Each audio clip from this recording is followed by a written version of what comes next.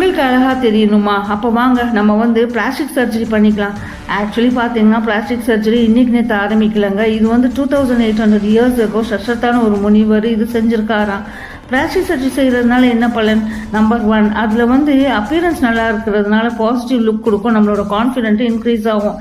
Number 2, இப்போ பிறவிலே ஏதாச்சும் ஊனம் இருந்தால் அதை சரி பண்ணிக்கலாம். இப்போ மூக்கு எலும்பு கோணலாக இருந்தால் அதில் ரினோபிளாஸ்டிக் சர்ஜரி பண்ணிக்கலாம். அப்போ உங்களுக்கு வந்து ப்ரீதிங் பெட்டராக இருக்கும், பெட்டர் ஸ்லீப்பாக இருக்கும். ஃபார் எக்ஸாம்பிள் இப்போ பல்லெல்லாம் பார்த்தீங்கன்னா யாருக்கும் கோணமேனெல்லாம் இருக்கிறதுல அதை வந்து சரி பண்ணி நம்ம அழகான ஸ்மைலை வேற எடுத்துக்கலாம். நம்பர் 3, நம்மளோட அழகான அப்பியரன்ஸ் இருக்கிறதுனால நம்ம மேலே ஒரு கண்ட்ரோல் இருக்கும், அதனால நம்மளுக்கு வந்து டிப்ரெஷன்லாம் குறையலாம். நம்பர் 5, யாராச்சும் நம்மளை வந்து ஏர்லியாக கிண்டல் பண்ணியிருந்தா அந்த பாஸ்ட் ட்ராமா விட்டு வெளியே வந்துக்கலாம். ஆனால் இப்போ இதில் என்ன கேள்வினா, பிளாஸ்டிக் சர்ஜரி எல்லாராலையும் அஃபோர்ட் பண்ண முடியுமா? அதுவும் காலப்போக்கில் வந்துடலாம், பல்லு மாதிரி பண்ண முடியணும். பார்ப்போம்.